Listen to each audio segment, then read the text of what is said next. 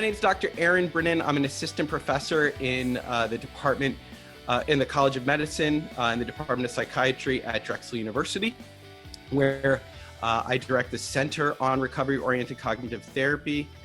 For those who are just meeting me for the first time, nice to meet you. I wish we met under different circumstances. I worked for many years with Dr. Aaron Beck as one of the co-originators and developers of recovery-oriented cognitive therapy.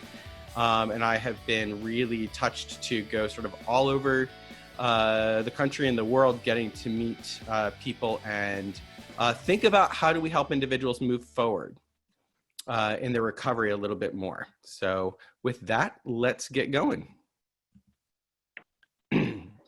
So let's just really define what we're going to be talking about today when we're talking about CTR and telehealth.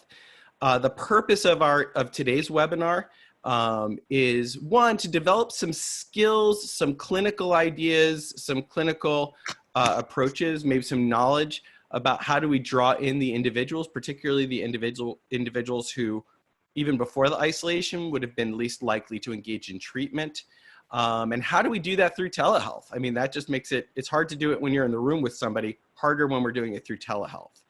And also starting to talk about maybe this is an opportunity that we can capitalize on, and thinking about some of the guided discovery opportunities that telehealth might provide to us.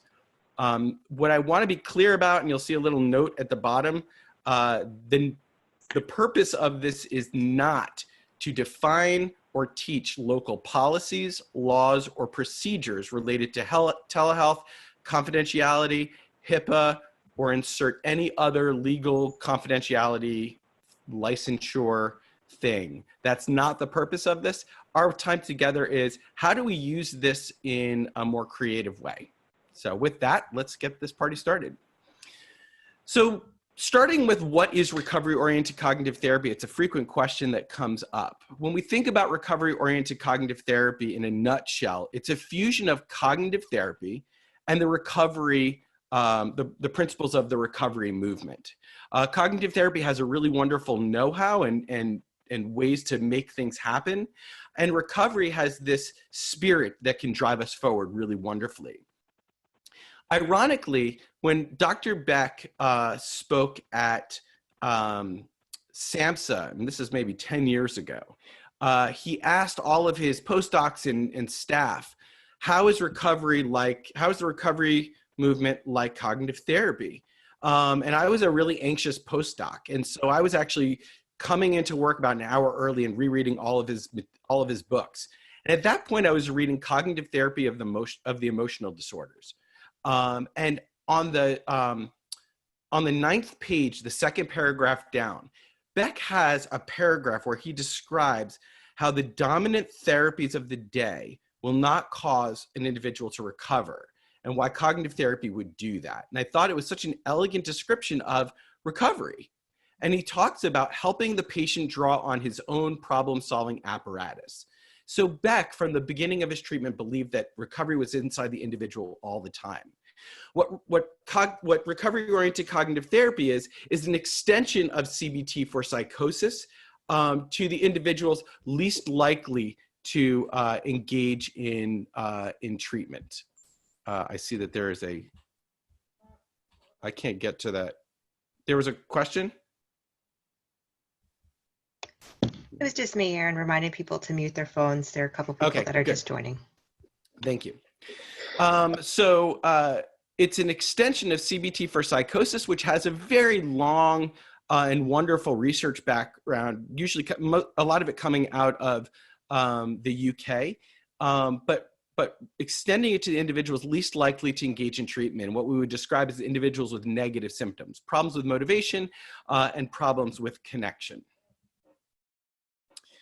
So when we think about just an overview of CTR, and I promise this isn't a primer in CTR, or I'm sorry that this isn't a primer in CTR, whatever would be more appropriate for you. When we think about this idea of CTR, if we think about those problems with motivation, the problems with connection, symptoms like avolition, asociality, anhedonia, alogia, what we're going to do is capitalize on this experience that we've seen with many of the individuals that we serve. This idea of activating this mode in them that's adaptive. Anybody who's ever done a med check or a visit or a case manager session and asked the individual all of these questions, and you get, yup, nope, yup. And then all of a sudden just get sort of frustrated and go, I don't know, heck, did you see the end of The Good Place? And then all of a sudden this individual just sort of explodes into this dissertation on how The Good Place really captured the problem with moral philosophy or something like that. And they can talk in such an elegant way, and they engage you in such a way, or maybe it's about music or cooking or sports. And all of a sudden this like adaptive person steps forward who you can have just a normal conversation with. And just as easily, that individual can retreat from us. And so what we're talking about is capitalizing on that factor and building a treatment around that, because that experience can very much be like a behavioral experiment where they can test out the value of connecting with other people, that they don't have to wait until they get the energy to do the things that they want to do. Once they have that energy, we want to draw out those aspirations, those things that they want to be doing and the things that they want to get in their lives. And those are ideas that when the individual is really deactivated, when the symptoms are really strong, it's hard to project your mind into the future. Once we get those aspirations, things like maybe going and helping people, getting a job, having my own apartment, helping my mom out because she's getting a little bit older and she's really scared because of this current epidemic or pandemic that we're in. Once we do that, we actually want to make that image even more vivid and have them thinking about it even more. And so we might ask about how they want to help their mom, or what their job would be like, or getting them to describe their apartment. I remember one time I was on the phone with Dr. Beck, and he said, you should know the breed of dog and the color of the dog that the person wants in their apartment. That's how detailed and vivid that image must be. Once we have that really vivid image, then we're going to break down that aspiration to things they can be doing right now. As the individual has obstacles that might pop up in the way, and we all have obstacles to the things that we want in our life, the conceptualization of those obstacles are going to allow us to target interventions to help that individual overcome those obstacles and move toward the things that they want in their life. As we achieve those aspirations, they start to reinforce some of those curative beliefs. The problem that we're facing in the purpose of today's webinar is this idea that during isolation, these negative symptoms are likely to increase. We're probably going to see people less motivated, and by the nature of the isolation, we're going to be less connected. So how do we overcome that hump that if all of your heads are shaking the way that most people's heads shake, it's a hard hump of motivation and connection to overcome in the best of all possible worlds.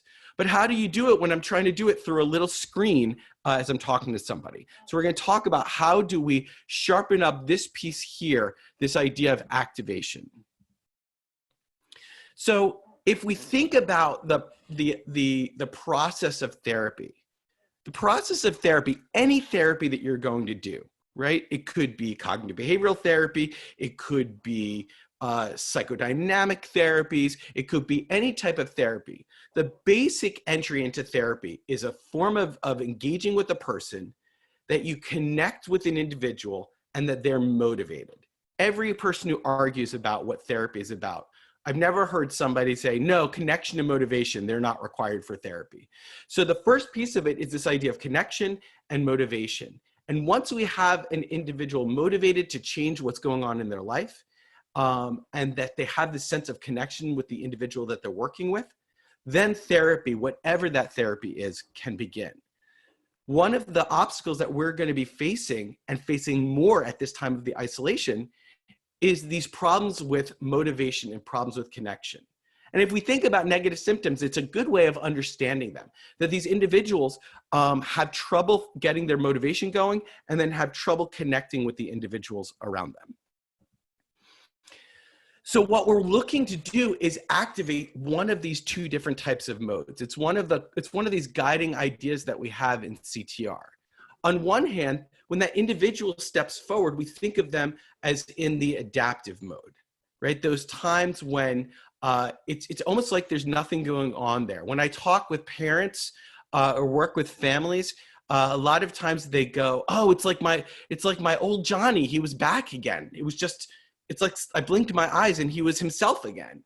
A lot of times clinicians say they just start talking with the individual, and when they're in that adaptive mode, a lot of ideas flow a little bit more. They have more access to they have a little bit more access to their sort of mental resources in those times. On the flip side, what we sometimes bump into is this idea of the patient mode.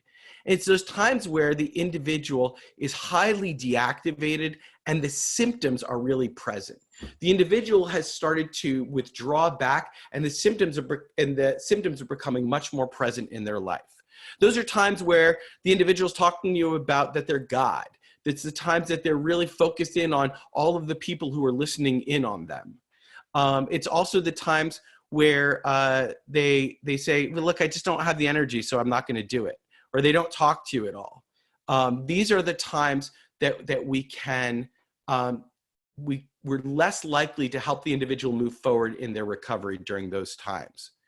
But the interesting thing we found is we can very much, as practitioners and providers, we can actually elicit that patient mode. Think of the times when the individual is most likely to present in the patient mode. It's usually times when we're asking them about their medicine, or whether they showered, or whether they went to group today, or whether they cleaned their room. And that's when we get the yep, nope. And they go, I'm good, thanks so much, have a good day. And they just, they lock the door, they don't answer the door, they hang up the phone.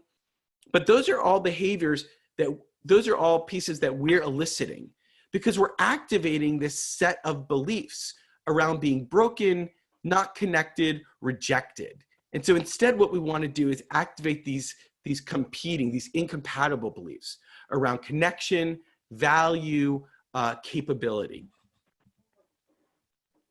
So some of the traps that we're going to fall into in telehealth is that we can easily activate that patient mode. If we think about the beliefs that we want to inoculate against, the beliefs we're trying to inoculate against are beliefs about being defeated. Why try? It's not going to work out anyway. A little mistake is as bad as a complete catastrophe. Listen, I really can't do it. It's too much energy. I can't do it until I get the energy. And the beliefs about being rejected. They don't care about me. They're just doing their check-in. Who cares? I don't belong. Who'd really care about me anyway? Those types of beliefs. Because if you think about it right now, and some of you are dialing in from California. So if you're thinking about your whole day right now and you say, why try? Nothing's going to work out anyway. How many of you are going to get ready to log into your telehealth or write your notes? It makes it a little bit harder to get that motivation to do the things that we want to do. So in the telehealth environment, if we're thinking about how do we sort of reach through this camera and get this individual engaged in, a lot of it's going to revolve around if we're taking a really formal tone, right? If we're sitting here going, okay, so let us see. Okay, I'm going to go through my checklist really quickly. If the interventions are really static, if it just is me talking to you, talking to me, talking to you, I'm not supposed to be touching my face, so I guess it's me talking to you. If it's a really static environment, that's going to be really boring. It's basically going to be staring at you and staring back. And think about it, that doesn't always work so well when we're in our offices, when it's this sort of like monotherapy. The difference is our individuals can have Wi-Fi problems and disconnect. Or simply go, oh, I'm tired and I think I got to help my brother. I'm going to go. And they could disconnect at those times. The last part of it is if we really front load a lot of the assessments. I am sure that every one of us are being asked to do a really good job of assessing in this time of crisis. And the purpose of it is to make sure our individuals get taken care of, and that we identify anybody who might be having any problems, which is just the best thing that we can be doing right now. The problem is when we front load the assessment. Are you taking your medicine? Have you been showering? How are you feeling? Are you suspicious? They're all questions and ideas that focus in on this individual as broken. Many of the clinicians that I've worked with and have supervised, when they talk about it, they really are talking about feeling really anxious. I need to get these questions done, and this individual is probably going to hang up on me. And so one of the things I'll sort of caution people about or reassure people about is this. If that individual's hanging up on you, they're hanging up on you anyway. And so the problem that we get into is we might be eliciting the hang up a little bit faster when we're front loading those types of assessment questions. Better to grab the individual in and do stuff with them and then go, oh, you remember? They want me to ask all those questions. So I want to get them in really quickly. It's really important to me that I get that done. I'll tell you, a psychiatrist who I've been so lucky to collaborate with on some of my private patients is Dr. Christian Kohler, who's at the University of Pennsylvania. And he's like a whiz at that. Every one of the individuals I serve talk about how, I go and see Dr. Kohler and start talking about all the things he asks about. And they go, well, what else? And they go, and then at the end he asks, and he does his whole med check. But he creates this environment and engages them in a way where they see themselves as valued, important, their lives are important to him. And that is priming that set of beliefs. Because when we see ourselves as connected, we're less likely to become defensive, suspicious, we're less likely to, underreport some of the things that are happening to us because we feel like this person's on our team. So we're going to keep that in mind as we try to do all of this stuff through our little cameras right here. So what we're talking about with the CTR protocol, and we're going to focus in on the activation piece of it, but it really is a protocol. I've said to a lot of my trainees, it's like surgery. In surgery, you have to wash your hands and then you do the surgery. But the order is really important. If you do the surgery and then wash your hands, the person's going to get sick. So same thing here. If we try and get somebody's aspirations before they're activated, you're going to get the 1-2 word answers. You're going to go, nope, I don't know. Are we done? And it's going to be over. If we try to get them to do stuff, they're going to start avoiding you like crowded places. They're going to not be answering your phone, all of those things. So the important piece to get on board is this activation piece. You're creating this experience for the individual where they see themselves as connected, valued, there's possibly hope for the future. We're going to help them to increase their mental energy. And as you increase that mental energy or access to that mental energy, they have the ability to focus in on the future a little bit more. And they have this feeling of something different. And we can figure out how do we replicate that experience.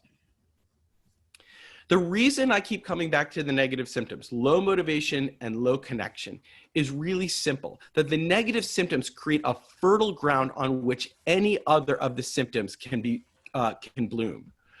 Right? We are talking about things like increased distressing voices, worry about persecution, increased stress, reduction of new data, which never makes any delusions or other anger and things like that any better. So these are the, by targeting the negative symptoms at this time and getting people more active, we're going to also have a knock-on effect to some of the other symptoms that we're going to try to handle or help out with. Also, more recent studies have shown that negative symptoms are much more prevalent than people think and associated with poor functioning and poor quality of life. they're also more predictive of going back into the hospital over hallucinations and delusions and over neurocognitive deficits. In fact, there was another study, actually I think it was out of Italy, where they found that negative symptoms were predictive of cost of treatment after the level of care that individuals ended up in. So if you had more negative symptoms, your treatment was even more expensive, which meant that you weren't moving forward in the life that you want. I don't get any money back for people going on in their life, but I always think of money as an interesting stand-in for how much life are you actually getting that you want. So when we're talking about this idea of activating the adaptive mode, we want to strategically increase the individual's participation and motivation. When we're trying to do this through a telehealth medium, we really want to sharpen that activation to draw the individual or the young person in. People who are on teams who I've supervised before, I've used the metaphor, we want to put the juiciest worm on the end of that hook when we're trying to get that young person or individual we're serving in. Whether they're coming in for a med check or whatever. If I call and I go, hi, this is Aaron from the ACT team, and I'd like to set up an appointment to talk to you through telehealth to continue to help your therapy move forward, I would bet anybody here the first round of water, you're not getting a phone call back. Or maybe some of the people will give you a phone call back. If I call up and I go, hey, this is Aaron. I was starting to make tea and I thought, oh man, I haven't caught up with Dominic in a really long time. What's going on, man? Give me a call back. I was going to make tea, but I can wait for my tea and we could do it together. Right? So it's jumping in there or going, oh, hey, Kat, it's Aaron. I was just thinking about the fact that you wanted to get that apartment where you can have a dog. And so I was looking online at all these dog training things. I wanted to show them to you. Give me a call back. I wanted, we can catch up. Juicy worm versus, hi, this is Aaron from the ACT team and I want to check in on your status and set up a therapy session. One of those most people would want to respond back to. One of them is sort of boring, right? We're probably all getting phone calls and emails. The ones that are a little bit more exciting might draw people in. As we're doing these things, you want to use a lot of media. You want to have music going. You want to be really, I would practice a lot with your telehealth programs. Many of them, and I've actually been talking with some people in Utah who are using out of Wasatch, and they're using a really strongly locked down HIPAA compliant server. And one of the things that they were telling me is, no, you can flip it around. You can pull in YouTube. There's all of these different mediums. So I would say get really good at and practice it with people on your team. The good news is you're all at home, so you're not in the same room. So set up a quick, do your meetings even, your team meetings if you have to, through whatever the program you're using is. But get really good at it and draw in media. Have YouTube up, have the Georgia Aquarium up, which has a live screening of their different aquarium tanks. Have Cats with Lightsabers up. Any of those things that you could do to just draw somebody in as quick as possible, right? Go, oh man, did you see this new trailer? And then just pull the trailer up and you guys can watch it together and do it right then and there. Get the individual involved. I had an individual I was serving on Wednesday night, and I got to go with him as he took the trash out, which was pretty fun, actually. And it was really cute. His mom goes, why are you doing that? You're on the phone with Dr. Brinen. I said, let's just take the trash out. But while we're doing it, I was able to draw in some conclusions with him about, man, you're really helping the family out. They're really lucky to have somebody who's going to do those types of things. And saying, oh, do you feel better after doing that?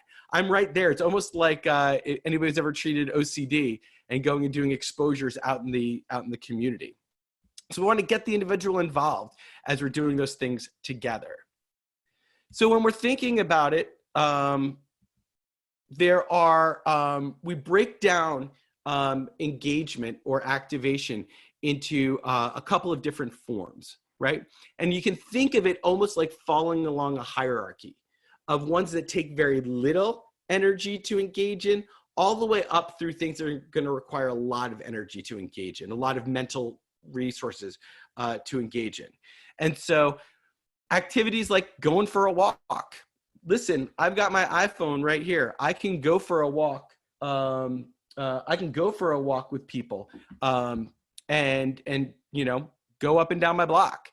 I can watch a clip from a show together on there. There's lots of different ways that we can get people active. We can listen to music together. If I'm on my computer, I can pull up music together. We can actually search it out together on YouTube together, depending on how your program works. They could actually take control of your YouTube, your YouTube search. You can play games too. I mean, again, figuring out where do we lie in things like text messaging and stuff like that. Then there's sort of communication priming. That's sort of a lot of the talking that can be really easy to do. Not talking with the sense of, not talking in the sense of therapizing somebody. So I don't want to ask them about, so March Madness was canceled. How does that remind you of your, dad when you were growing up? Like, that's not what we're doing. We just want to have an experience with the person that they're gonna respond to. Oh man, who do you think was going to make it through March Madness? And then just talk about basketball, look up clips together, talk about who your favorite teams are. As they have that experience, that's different than the idea that time with other people isn't going to be worthwhile. The next one is called simple gifts. And what simple gifts is are sort of these little gifts of relief. A voice hearer, helping them stop hearing their voices for a little while.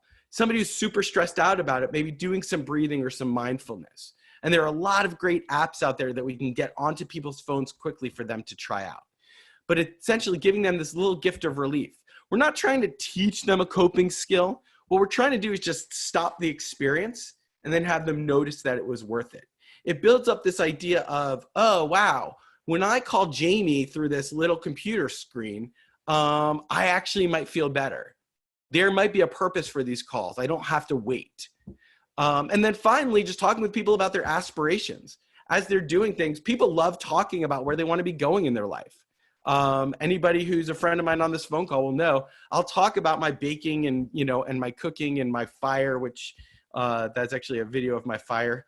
It burns much differently here in Pennsylvania. But I'll talk to you guys about those things all day long, and they'll give you that type of energy. But it also primes that idea that we're connected and we're together. Here's just an example of how I might engage somebody along the way. And then I'm going to talk about that question of what if you only have telephone? Okay, so here's an example. Okay. It is. Look, it's my Eeyore mug. I love my Eeyore mug. So, should I have sleepy time or chamomile? You can have sleepy time. Do you have sleepy time at your house or no?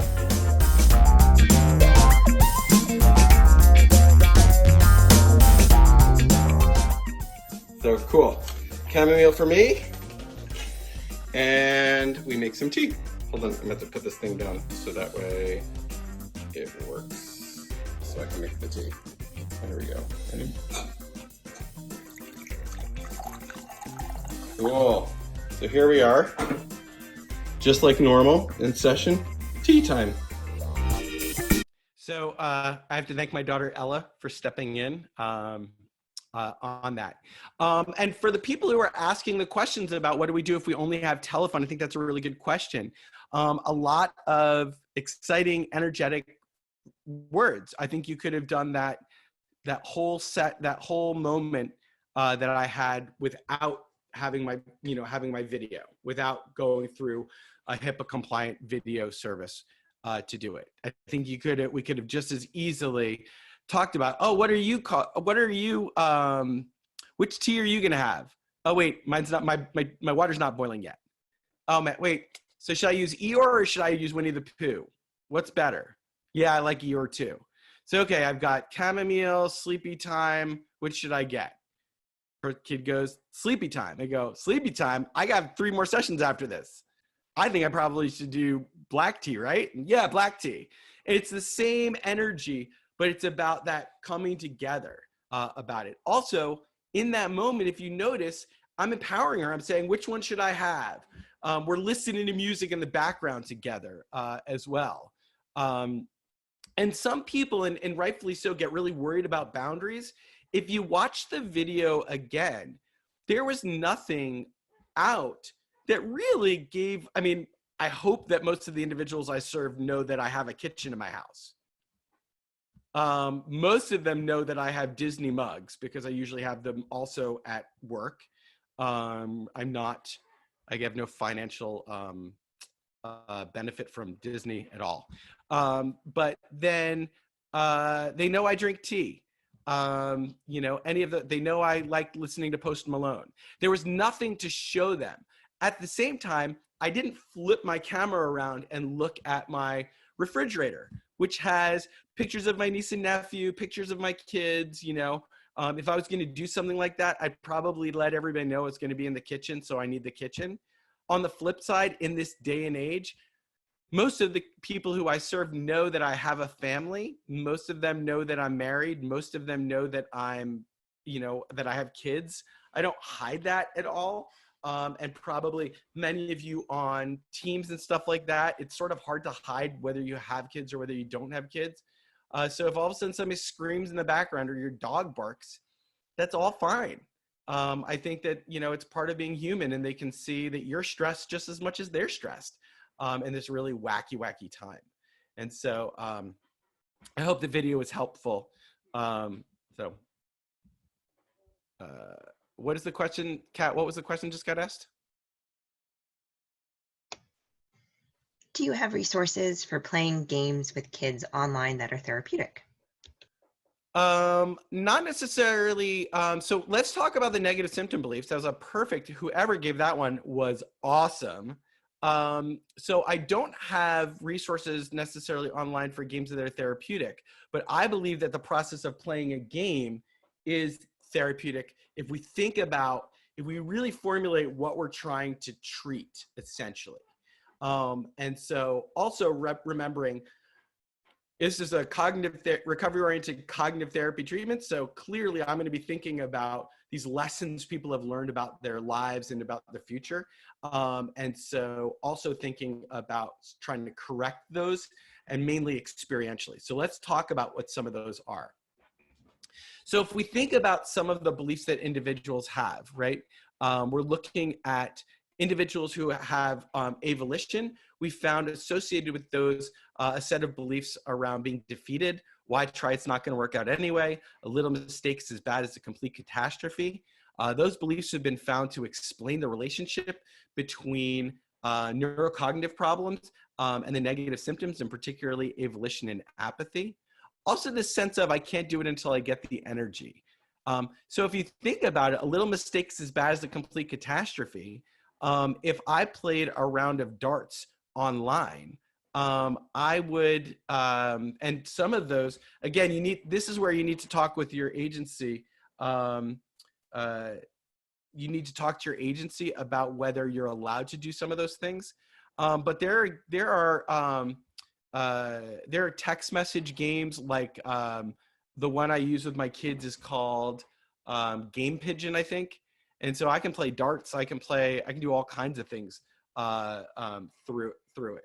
And so that's going to be a helpful one. There are online games, things like Words with Friends, Hangman. There's all of these types of games that can bring people together. Also, you can go for walks. You know, so one of the upcoming webinars, I think, is going to be about how do we continue to have groups and clubs while we're all doing telehealth. And so that's going to be an important piece of it too. But if you think about the idea of, you know, a little mistake is as bad as a complete catastrophe.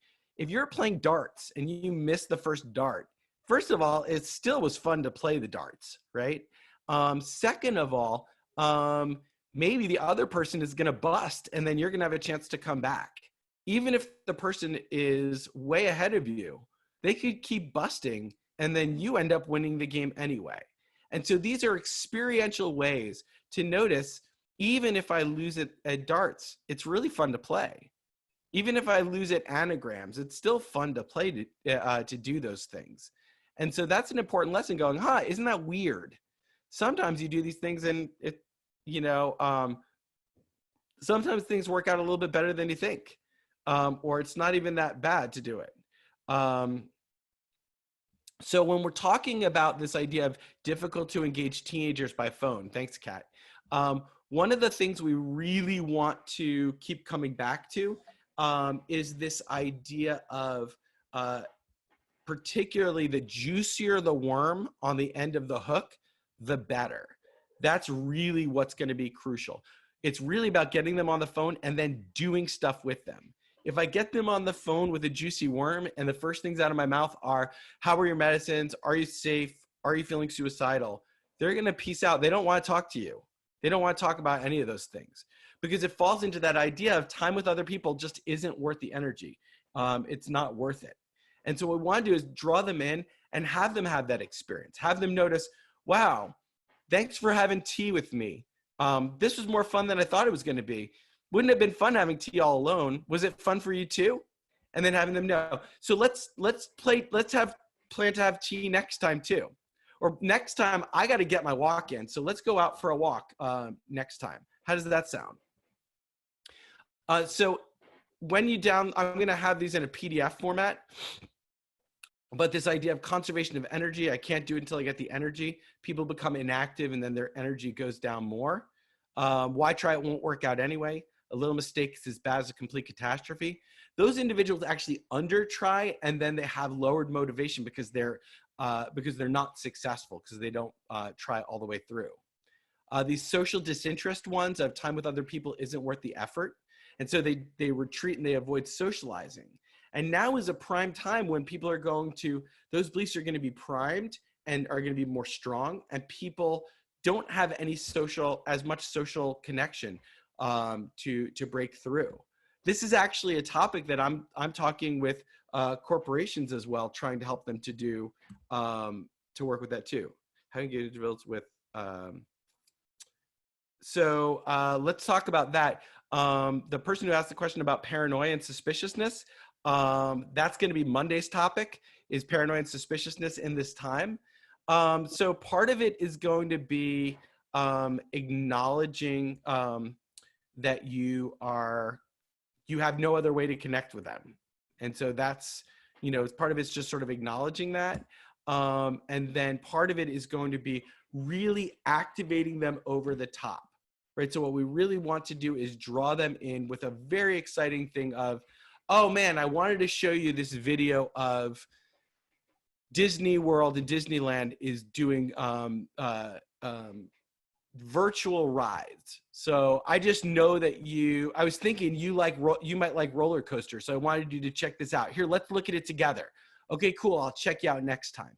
So we're going to do a lot of these sort of like ring and runs or ding dong dashes to sort of overcome the top of the paranoia and suspiciousness. The other thing is we're going to engage the family to keep that individual moving, because we're going to think really strategically about paranoia and suspiciousness at this time. Individuals have expectations about pleasure. It won't be fun, so why try? So a lot of these things that we're doing, whether it's me playing music and having tea with this individual, whether it's going out in my backyard and building a fire with some of the individuals, whether it's playing with my dog with a bunch of individuals or playing music, having them notice, wow, that was more fun than I thought. Isn't that weird?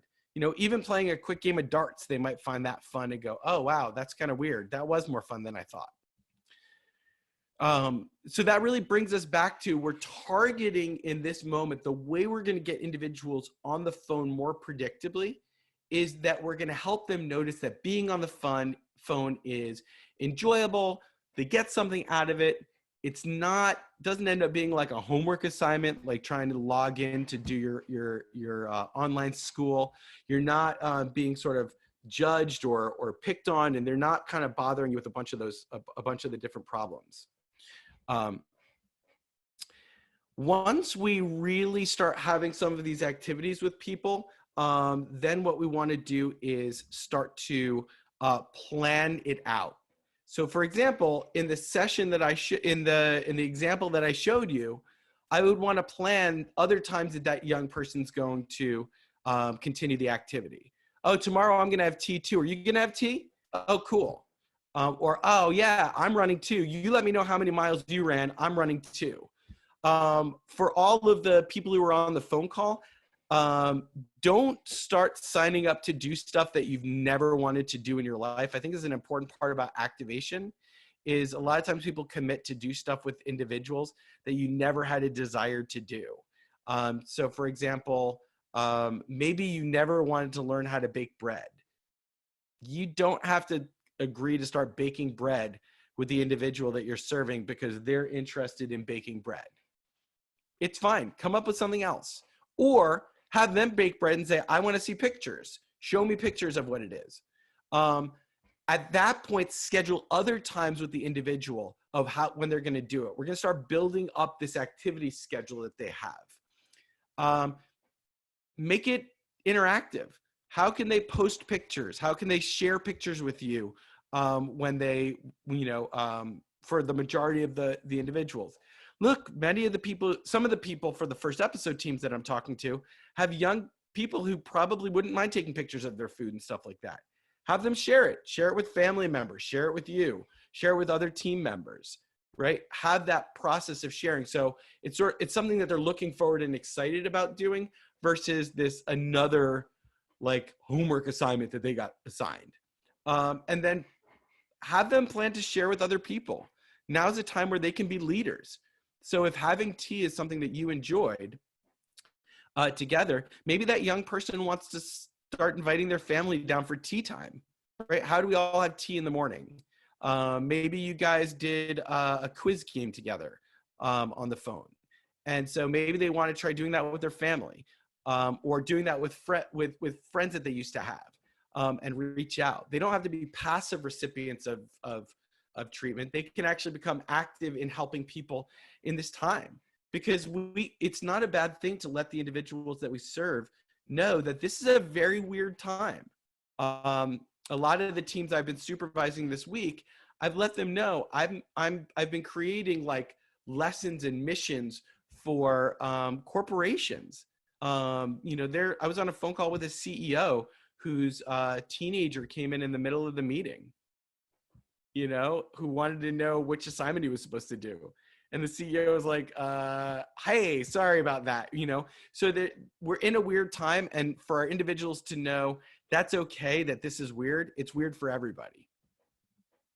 And then helping the young people that we're doing draw these conclusions as they try these things out at home, as you do these things together. If you start doing a group version of some of these engagements, what lessons can they learn about time with other people isn't worthwhile, or a little mistake is as bad as a complete catastrophe?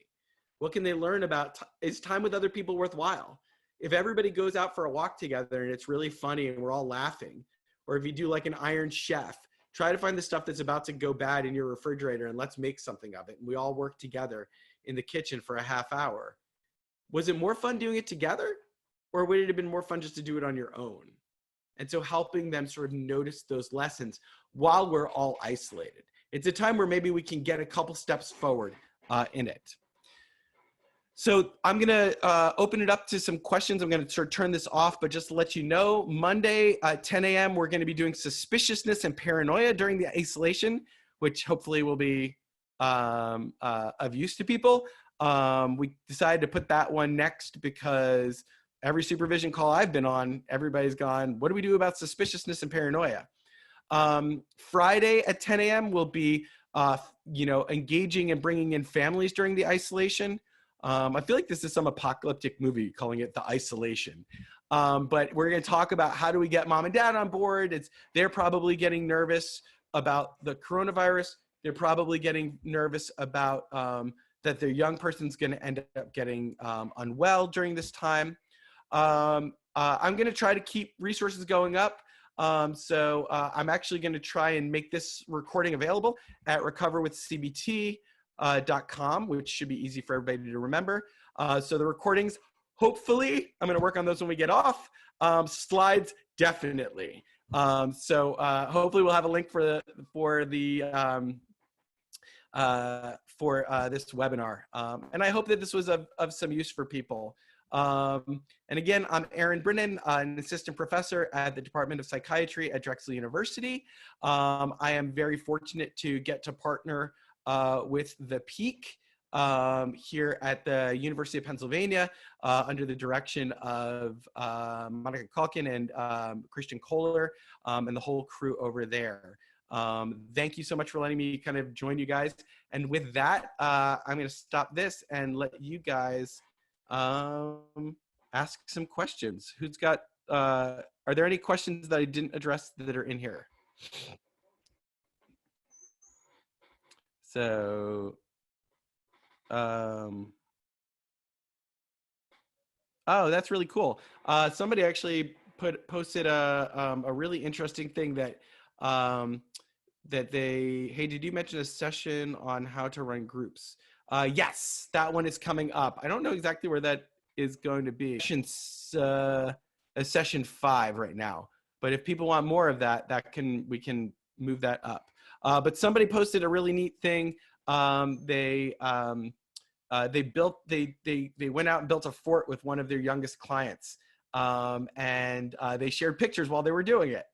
Like how, I know that's like really wonky and crazy, but sort of fun while we're doing it. So groups is going to be on 4/13. Ooh, that seems ominous. Okay. 4/3. 4/3. It was a typo. I'm sorry. Oh, 4/3. Okay, on 4/3, we're going to do that. So the question I kind of talked about, how do we do it without so there's two things. There's an interesting thing about the paranoia thing. What you can do is when we talk about families on next Friday, it's a lot about getting the families to engage them. So ultimately what we want is cool down the paranoia a little bit, and then they might be willing to engage with you. And so anything that we could do, we might need to go back to the olden days of like writing letters. You know, if the person will text messaging might be good, stuff like that. So any of those things. Invent ideas and online resources would be very helpful. Okay. So I have no financial stake in any of these, and I do not know that there have been any real clinical trials around them, but I find that apps like things like Headspace are really, wow, that's really good. Hey, everyone, just sharing that there are some fun virtual resources to share with participants. Google Earth. That is yes, that is really, really cool. I would look at Lindsay Schmidt's things. There are apps like things like Headspace, which I find is really approachable for individuals. I usually tell people just use the 3-minute version because you can have a 3, 5, and 10-minute version of Headspace.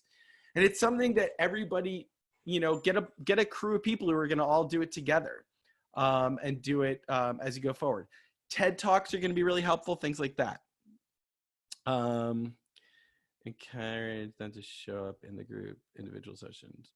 What if somebody's high and wants to attend group or even individual sessions? So I think a lot of what we're going to be doing is I always see the question was about substance abuse and what if somebody shows up high. And so whenever somebody shows up high to a session of mine, I look at that as a compensatory strategy, and I want to figure out what led that person to need to do that. So there's a reason they're doing it. And so if we can figure out what that is, then they don't need to show up high anymore, which is, you know, everybody likes that. So less high attendance is always a good thing. So other questions? So thank you all for letting me sort of come into your home. Be safe, wash your hands, stay connected during this time with each other. The people on this call have a really high burden, I think. And these things will be useful in drawing in anybody, kids, adults. I find, in developing CTR, it's really about engaging people who aren't likely to engage in therapy anyway. And so stay connected. I think the people on this call are people who are desperately trying to make sure their individuals stay okay during this very, out of control time. So find fun stuff to do, find ways to, just blow off some steam. Have time with your families if you're at home with families. Have time away from your families if you're home away from families. And I believe that I am off to go figure out how to proof yeast so we can make vegan challah. So wish me luck. Thank you so much. Be well, and I will see you guys. Hopefully, I'll see some of you guys Monday for suspiciousness and paranoia during the isolation. All right, cool. Thanks, Aaron. Bye, guys. Be well. Have a good weekend. Happy Friday. You too.